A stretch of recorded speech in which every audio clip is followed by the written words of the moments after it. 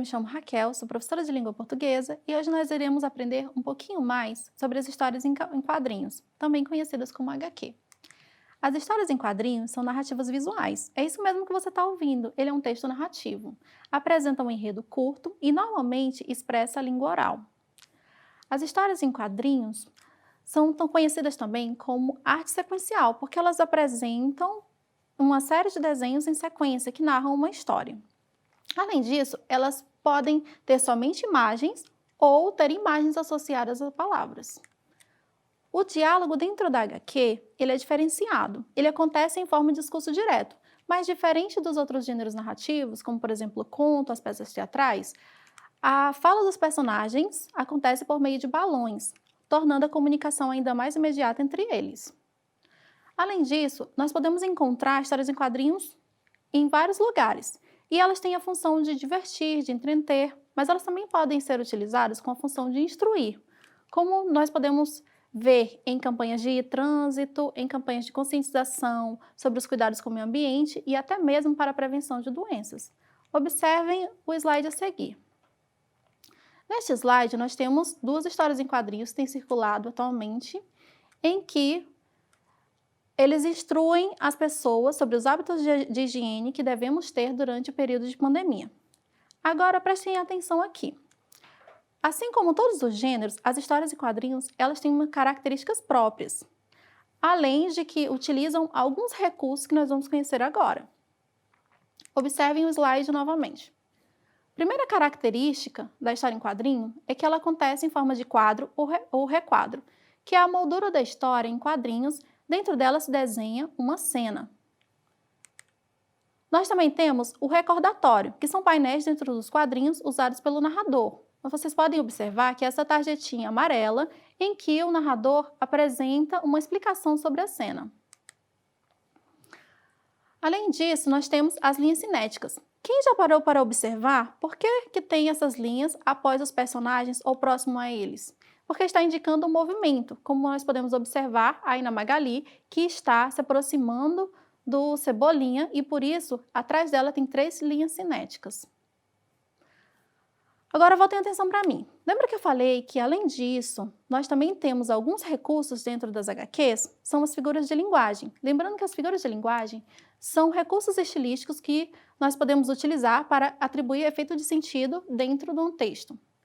Um exemplo disso é a metáfora. Todo mundo aqui lembra o que é a metáfora. A metáfora é uma figura de linguagem que atribui efeito de sentido através das comparações.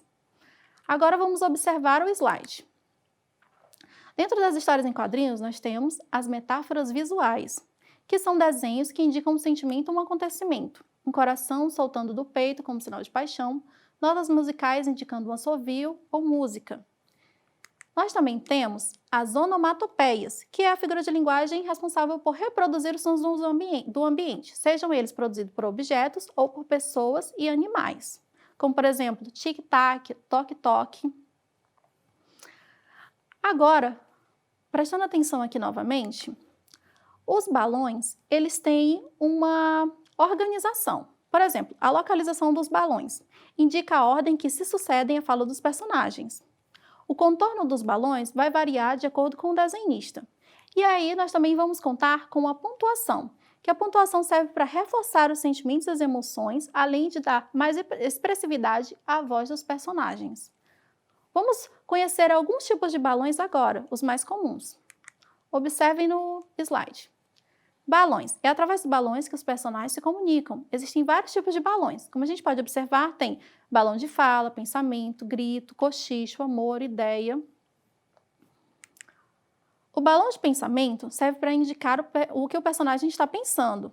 Geralmente, ele vai vir em formato de nuvem.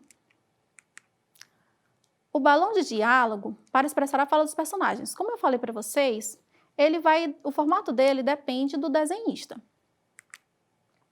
O balão de grito pode vir tremido ou parecido com um balão de diálogo, mas o que realmente o diferencia é o negrito das palavras ou o fato de elas estarem em um tamanho maior que as outras. Vocês podem observar que nesse balão de grito, o autor ele se utiliza muito também dos pontos, né? Os pontos de exclamação, que é para deixar mais evidente ainda a voz do personagem. Nós também temos o balão coletivo, que serve para indicar quando várias pessoas estão falando ao mesmo tempo, estão falando juntas dentro da narrativa. O balão duplo, que é para dar continuidade à fala. E aí, vocês gostaram da aula? Então, lembrando que as HQs são narrativas visuais, por isso elas vão apresentar os 5 elementos da narrativa que nós já conhecemos, que são os personagens, o enredo, o espaço, o tempo. E nós vamos fazer o exercício agora e saber se vocês realmente compreenderam aí os recursos que elas utilizam. Observe no quadro a seguir, exercitando.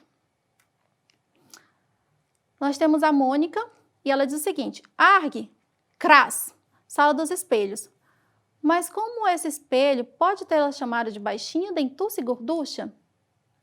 Observem que no primeiro quadrinho nós já contamos com um efeito sonoro que é uma onomatopeia, argue. Logo ao lado nós também temos uma outra onomatopeia que é o cras, que indica que o espelho está sendo quebrado. Então vamos para as questões. 1. Observe o primeiro quadrinho. O que a menina Mônica parece sentir? Através das expressões dela, nós podemos observar que ela está descontente com sua imagem refletida no espelho, ou seja, ela não gostou do que ela viu. E 2, quais recursos aparecem no primeiro quadrinho que expressam o que ela está sentindo? Como a gente pode observar isso? Através do som que ela emite, o argue, da pontuação escolhida, que é o ponto de exclamação, e da expressão da nossa personagem. Se você gosta de história em quadrinhos, eu tenho uma novidade muito boa para você. Vocês podem acessar esse link que está aparecendo na tela agora. Lá vai estar disponível uma plataforma em que vocês poderão criar as próprias HQs de vocês, as próprias histórias em quadrinhos. Gostou? Então voltem aqui a atenção para mim. Muito obrigada pela atenção de vocês. Espero que vocês tenham gostado da aula de hoje. E aí nós vamos encerrar com o seguinte slide. Por enquanto é só, meus pequenos e grandes.